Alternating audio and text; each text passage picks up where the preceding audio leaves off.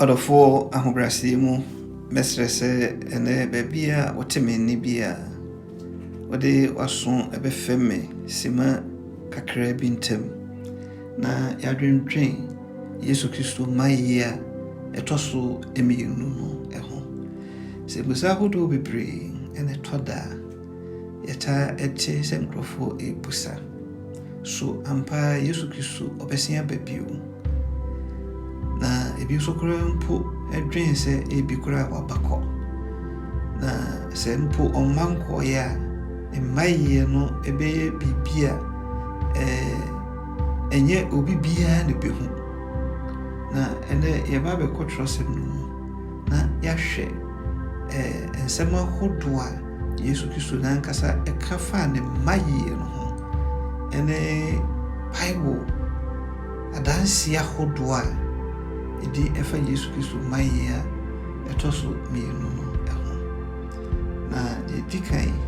yɛkenkan afiri Yohane Asɛmpa no eti a ɛyɛ edunan yi mu baako ɛkɔpem mmiɛnsa. John chapter 14 verse number 1 to 3. Tiere Yesu Kristo ɛka ɔsɛ momma mo akoma ntutu monyi Onyankopɔn ni na me nso monyi me ni. Tenabere pii ɛwɔ m'Agya fie sɛ ɛnte saa anka maka makyerɛ mo sɛ merekɔsiesie baabi mama mo na sɛ mekɔ na mekɔsiesie baabi mema mo a mɛba bio na mabɛfa mo makɔ me ara nkyɛn na deɛ mewɔ no mo nso moba hɔ. Enti Yesu Kristo ɛka si so dua sɛ ɔbɛsan aba bio. Ɔdɔfo ɛnɛ nsɛm bebree ɛna ɛtɔ da yɛte nipa binom nkyerɛkyerɛ a ɔkyerɛkyerɛ kɔ social media yɛte nsɛm bebree sɛ ɛnyɛ adeɛ a ɔbɛba bio na bi mo koraa mpo ka adidi fɛw sɛ mpo 2000 years ni a ɔpromise sɛ ɔba sɛ nka ɔde akyekyedeɛ nanteɛ mpo na ɛba a nka ɔma mmɛduruyɛ. Ɔdɔfo deɛ yɛka ne deɛ Twerɛsɛm no twe adwene si so nyinaa ne sɛ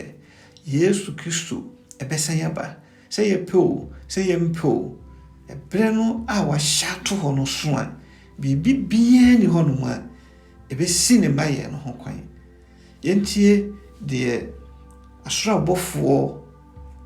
ɛbɛka kyerɛ n'asuafoɔ no berɛ a na ɔfa no ɛde no kɔ ɛsoro. Yɛkenkan afiri asomafoɔ nnwuma no etire baako yimu nkono ɛkɔpem edu baako no. Acts chapter 1 verse 9 to 11. Bible sɛ na ɔka yenum wie na ɔrehwɛ no no ɔmaa no so na mununkum agye no efiri wɔn anim na ɔrekorɔ na ɔrehwɛ soro haa no hwɛ mmarima baanu bi a wɔhyɛ ntadeɛ fitaa ɛbɛgyina wɔn nkyɛn na ɔka nso sɛ Galilea mmarima adɛn na mugyina ha ɛrehwɛ soro yi? Yesu yi ara wafa no mo nkyɛn kɔ soro yi ɔbɛba saa ara sɛdeɛ muhunu no sɛ ɔrekɔ soro yi. Ɔdɔfoɔ enti Onyame abɔfoɔ nso ɛbɛdii ne mmayɛ a na ɔbɛsan aba bio no ɛho adanseɛ. In fact ɔka esi so dua sɛ te sɛdeɛ na ɔkɔ soro no saa ɛna ɔbɛba. Enti yɛwɔ adanseɛ ahodoɔ a ɛtwe adwene si so sɛ Yesu Kristo mmayɛ no ɛnyɛ bɔsrɛmu ka ɛnyɛ anansesɛm ɛnyɛ agorɔ bi ɛna sɛbi yɛdi na mmom ɛyɛ adeɛ a ɔbɛsan aba. Ɔdɔfoɔ enti sɛ wowɔ ahoboa bi a firi nnɛ ɛboaboa wɔ ho ɛsiane sɛ yɛni berɛ. Afei ɔdɔfoɔ yɛntie deɛ Enoch a ɔtena ase wɔ Adam berɛ so mfie bɛboro bɛyɛ sɛ mpem 9 ne akyire ansa na yɛwɔ Yesu Kristo. Ɔhu ne mmayɛ a ɛdi kan ɛhu deɛ ɛtɔ so mmienu a na ɔbɛba n'anim wɔ nyamu. Yɛkenkan Jude verse 14 just one chapter, Jude 14. Or say, Yenum hona Enoch nso a ɔtɔ Adam sonson ɛhyɛ nkɔm ɛde to hɔ sɛ hwɛ Awurade ɛne n'ahotefoɔ mpempem ɛreba nti Enoch ɛnso ɛdi Yesu Kristo ɛmayɛ yi ho adanseɛ a akyinnyɛ biara ɛnim. Afei ɔhene David nso ɛka bi yɛkenkan ɛnwom 53 Psalm 50 verse 3 Jadi wadwontofoɔ no nso ɛka fa Yesu Kristo mayɛ a ɛtɔ so mmienu wɔ sɛ yɛn Nyankopɔn bɛba na ɔrenyɛ koom ogya edi n'anim ɛrehye adeɛ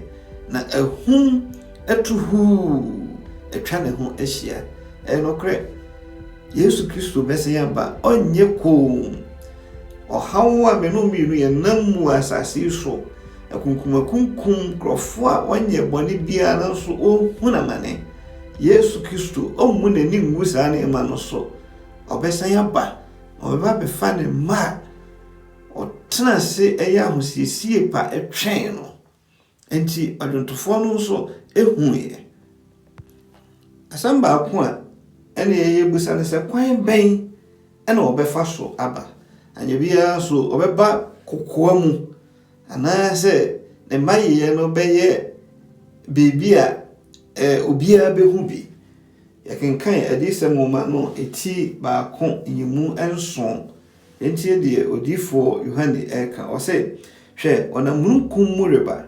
na aniwa nyinaa bɛhu no ɛne wɔn a wɔwɔ no no na asase so mmusua nyinaa bɛbɔ ne ho abubuo ane amen. Ɔdɔfoɔ enti nsɛm a ɛtɔ da yɛte ɛna Yesu Kristo aba ɛwɔ Ethiopia ɛna afei deɛ koraa ɔwɔ Brazil ɛna yɛhu sɛ wabɛpie wɔ Australia dabi ne mayɛ no Bible sɛ aniwa nyinaa bɛhu no na ɛmma na Germanyfoɔ ɛnyɛ no mmɔ so abra a yɛwɔ Ghana yɛnya kwan ɛnhu no ɛnyɛ saa na ne mayɛ no bɛyɛ. Yɛkenkan Matthew asɛmpa na ti aduonu na nyimu a ɛyɛ aduonu nson yɛntie deɛ Matthew nso ɛka. Matthew ɛde Yesu Kristo mayɛ no ɛtoto anyinam a ɛpae ɛwɔ wiem lightning yɛnyina yɛho bi pɛn ɛpae a ɛhyerɛn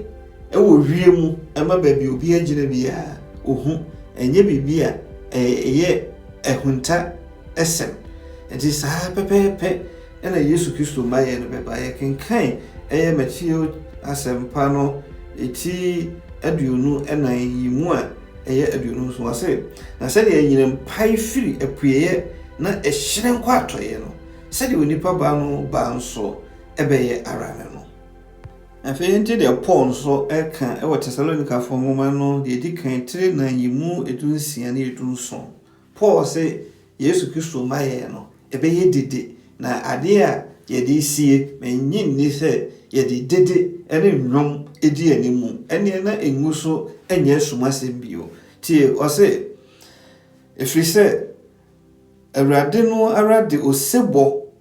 ɔbɔfo pani ne Nyankopɔn totorobɛnto firi soro bɛsane na Kristo mu awufoɔ bɛsɔre kane ansa na waba abɛfa yɛn a yɛtete aseɛ na yɛakai ɛne wɔn nyinaa mununkum sɛ yɛnkɔhyia Awurade wɔ wiem na saara na yɛne Awurade bɛtena daa. Ɔdɔfoɔ nti Yesu Kristo mayɛ no ɛnyɛ kokoa mu adeɛ ɛyɛ anigyeɛ da abɔfoɔ mpempem ɛkurakura totorobɛnto abɛn akɛseɛ ɛhyɛn mu na nnipa nyinaa ɛbɛtenka na yɛpagya yɛn ti ahwɛ wie mu sɛ hwan ɛna ɛnam mununkum mu ɛbɛn. Ɔdɔfoɔ ɛda no bɛyɛ anigyeɛ da ama hotefoɔ a wasiesie wɔn ho twɛn Yesu Kristo. Yɛntie deɛ odiyifoɔ Isaiah aka ɔsɛ ɛda no na ɔbɛka sɛ hwɛ yɛn Nyankopɔn a yɛn ani ada ne so sɛ ɔbɛgye yɛn no nie Awurade yɛn a yɛn ani ɛda ne soɔ no nie momma yɛn ani nye na yɛnni ahurisie ɛwɔ ne nkwagyeɛ no emu. Yɛkenkan Isaiah chapter 25 verse number 9 ɛhɔ ɛna odiyifoɔ yi di wei ma yɛn. Enti Yesu Kristo mayɛ no deɛ anigyeɛ sonko ɛbɛbrɛ nnipa a wasiesie wɔn ho ɛtwɛn no na awerɛhosɛm ne sɛ ɛberɛ a ebi mu ani agye na ɔdi ahurisie no na ebi mu nso ɛde wɔn ti ehunta ɛhwehwɛ sɛ anka owuo kura mɛfa wɔn kɔ nanso saa da no owuo na nkasa kura onya baabi nyina na ɔno abɛfa wɔn akɔ yɛkenkan adisɛm nwoma no eti ensia enyimu edunan hɔ ɛkwa yɛntie de odifoɔ no ɛka